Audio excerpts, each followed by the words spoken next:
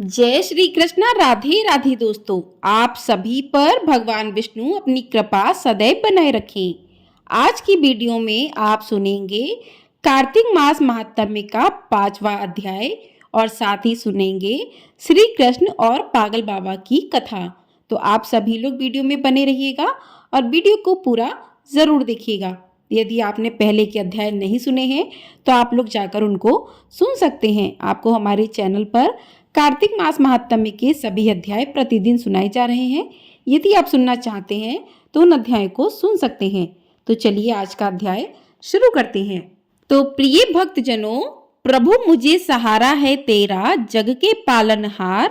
कार्तिक मास महात्म्य की कथा करूं विस्तार। राजा पृथु बोले, हे नारद जी, आपने कार्तिक मास में स्नान का फल कहा। अब अन्य मासों में विधि पूर्वक स्नान करने की विधि, नियम और उद्यापन की विधि भी बतलाइए। देवर्षि नारद ने कहा कि हे राजन, आप भगवान विष्णु के अंश से उत्पन्न हुए हैं, अतः यह बात आपको ज्ञात ही है। फिर भी आपको यथाचित विधान बतलाता हूँ। आश्विन मास के शुक्ल पक्ष की एकादशी से कार्तिक के व्रत करने चाहिए। ब्रह्म मुहूर्त में उठकर जल का पात्र लेकर गांव से बाहर पूर्व अथवा उत्तर दिशा में जाना चाहिए। उसके बाद जो मनुष्य मुख शुद्धि नहीं करता उसे किसी भी मंत्र का फल प्राप्त नहीं होता, अतः दांत और जीभ को पूर्ण रूप से शुद्ध करना चाहिए और निम्नलिखित मंत्र का उच्चारण करते हुए दातून तोड़नी चाहिए। हे वनस्पते, आप मुझे आयु, कीर्ति, तेज, प्रज्ञा, पशु संपत्ति, महाज्ञान, बुद्धि और विद्या प्रदान करो। इस प्रकार उच्चारण करके वृक्ष से 12 अंगुल की दातून लें। दूध वाले वृक्षों से दातून नहीं लेनी चाहिए। इसी प्रकार कपास, कांटेदार वृक्ष तथा जले हुए वृक्ष से भी दातून लेना मना है, जिससे उत्तम गंध आती हो और जिसकी टहनी कोमल हो। ऐसे ही वृक्ष से दंत धावन ग्रहण करना चाहिए। प्रतिपदा, अमावस्या, नौमी, छठी, रविवार को चंद्र तथा सूर्य ग्रहण में दातून नहीं करनी चाहिए। तत्पश्चात भली भांति स्नान करके फूल, माला, चंदन और पान आदि पूजा की सामग्री लेकर प्रसन्न चित्त व भक्ति पूर्वक शिवालय में जाकर सभी देवी देवताओं के अर्घ, आचमनीय आदि वस्तुओं से पृथक पृथक पूजा करके प्रार्थना एवं प्रणाम करना चाहिए। फिर भक्तों के स्वर में स्वर मिलाकर श्रीहरि का कीर्तन करना चाहिए। मंदिर में जो गायक भगवान श्रीहरि का कीर्तन करने आए हों, उनका माला, चंदन, तांबूल आदि से पूजन करना चाहिए, क्योंकि देवालयों में भगवान विष्णु को अपनी तपस्या, योग और दान द्वारा प्रसन्न करते थे।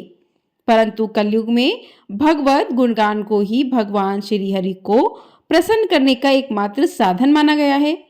नारद जी राजा पृथु से बोले कि हे राजन, एक बार मैंने भगवान से पूछा कि हे प्रभु, आप सबसे अधिक कहाँ निवास करते हो। इसका उत्तर देते हुए भगवान ने कहा कि हे नारद, मैं बैकुंठ या योगियों के हृदय में ही निवास नहीं करता, अपितु जहाँ मेरे भक्त मेरा कीर्तन करते हैं मैं वहाँ अवश्य निवास करता हूँ। जो मनुष्य चंदन, माला आदि से मेरे भक्तों का पूजन करते हैं, उनसे मेरी ऐसी प्रीति होती है जैसे कि मेरे पूजन से भी नहीं हो सकती। नारद जी ने फिर कहा कि श्रीस, धतूरा, गिरिजा, चमेली, केसर, कंदार और कटहल के फूलों व चावलों से भगवान विष्णु की पूजा नहीं करनी चाहिए। अड़हल, कंद, गिरीश, जूही, मालती और केवड़ा के पुष्पों से भगवान शंकर की पूजा नहीं करनी चाहिए। जिन देवताओं की पूजा में जो फूल निर्दिष्ट हैं, उन्हीं से उनका पूजन करना चाहिए। पूजन समाप्ति के बाद भगवान से क्षमा प्रार्थना करनी चाहिए, यथा हे सुरेश्वर, हे देव, ना मैं मंत्र जानता हूँ ना क्रिया, मैं भक्ति से भी हीन हूँ। मैंने जो कुछ भी आपकी पूजा की है उसे पूरा करें। ऐसी प्रार्थना करने के पश्चात साष्टांग प्रणाम करके भगवत कीर्तन करना चाहिए, श्री हरि की कथा सुननी चाहिए और प्रसाद ग्रहण करना चाहिए। जो मनुष्य उपरोक्त विधि के अनुसार कार्तिक व्रत का अनुष्ठान करते हैं, वह जगत के सभी सुखों को भोगते हुए अंत में मुक्ति को प्राप्त करते हैं। बोलिए भगवान विष्णु की जय। आइए अब सुनते हैं श्री कृष्ण और पागल बाबा की अद्भुत कथा। इसके अनुसार एक गरीब कृष्ण भक्त ब्राह्मण दिन भर ठाकुर जी का नाम जपता रहता था। उसके पास जो कुछ भी था, या यूं कहें कि जितना भी रूखा सूखा उसे मांगकर खाने को मिलता, वह उसे भगवान की मर्जी समझकर खुशी खुशी ग्रहण करते हुए अपना जीवन व्यतीत कर रहा था। एक बार वह किसी साहूकार से पैसे लेने के लिए गया। साहूकार ने उससे पैसे जल्द ही लौटाने का वादा किया। ब्राह्मण हर महीने नियम से किस्त का हिसाब करके साहूकार के पैसे लौटाने जाता था। आखिरी किस्त के थोड़े दिन पहले ही साहूकार ने वसूली का एक पत्र उसके घर भिजवा दिया। यह देखकर ब्राह्मण परेशान हुआ और साहूकार से विनती करने लगा, लेकिन वह नहीं माना। मामला अदालत में पहुंचा। ब्राह्मण ने जज लीलानंद ठाकुर से अनुरोध करते हुए कहा कि एक किस्त के अलावा उसने साहूकार का सारा कर्ज अदा कर दिया है। यह साहूकार झूठ बोल रहा है। यह सुनकर साहूकार ने क्रोधित होकर दलील दी कि उसने कोई गलत व्यवहार नहीं किया है। जिस किसी के भी सामने आरोपी ने धन लौटाया हो उसे अदालत में पेश किया जाए। इतना सुनकर ब्राह्मण सोच में डूब गया, क्योंकि उसका कोई भी गवाह नहीं था। ब्राह्मण को भगवान की याद आई और गवाह के रूप में उसने भगवान कृष्ण का नाम लिया। यह सुनकर पहले तो जज कुछ हैरान हुए, लेकिन बाद में ब्राह्मण से उनका पता मांगा गया। ब्राह्मण के कहने पर एक नोटिस बांके बिहारी के मंदिर में भेजा गया। पेशी की अगली तारीख पर एक बूढ़ा आदमी कोर्ट में पेश हुआ और ब्राह्मण की तरफ से गवाही देते हुए बोला कि जब ब्राह्मण साहूकार के पैसे लौटाता था तब मैं उसके साथ ही होता था। बूढ़े आदमी ने रकम वापस करने की हर तारीख को कोर्ट में मुंहजुबानी बताया, जैसे उसे सब कुछ एक एक तारीख के हिसाब से याद हो। साहूकार के खाते में भी बूढ़े आदमी द्वारा बताई गई रकम की तारीख भी सही निकली। साहूकार ने राशि तो दर्ज की थी, लेकिन नाम फर्जी लिखे थे। इसके आधार पर जज ने ब्राह्मण को निर्दोष करार दे दिया। लेकिन जज अब तक हैरान थे कि इतना बूढ़ा आदमी इतनी तारीखें कैसे याद रख सकता है। जज ने उसके बारे में उस ब्राह्मण से पूछा कि यह बूढ़ा आदमी कौन है। तो ब्राह्मण ने उत्तर दिया कि वह सब जगह रहता है।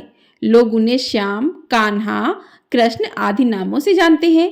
इसके बाद जज ने फिर से उससे पूछा कि वह बूढ़ा आदमी कौन था। फिर से ब्राह्मण ने कहा कि सच में उसे नहीं पता कि वह कौन था। जज बड़ी हैरानी हुई। उनके मन में सवाल आ रहे थे कि आखिर वह आदमी कौन था। इसी पहेली को सुलझाने के लिए जज अगले दिन बांके बिहारी के मंदिर में पहुंचे। वह जानना चाहते थे कि आखिर बीते दिन जो आदमी अदालत में आया था वह कौन था। मंदिर के पुजारी से जब जज ने पूछा तो उन्होंने बताया कि जो भी चिट्ठी पत्री यहाँ आती है उसे भगवान के चरणों में रख दिया जाता है। जज साहब ने उस बूढ़े आदमी के बारे में भी पूछा, लेकिन पुजारी ने कहा ऐसा कोई भी आदमी यहाँ नहीं रहता। ये सभी बातें सुनने के बाद जज को लगा कि वह श्री कृष्ण ही रहे होंगे। इस घटना का जज पर इतना असर पड़ा कि उन्होंने अपने पद से इस्तीफा दे दिया और घर परिवार भी छोड़ दिया और स्वयं एक संत बन गए। स्थानीय लोगों का मानना है कि बहुत सालों बाद वह जज पागल बाबा के नाम से वृंदावन में लौटे और उन्होंने पागल बाबा मंदिर का निर्माण कराया।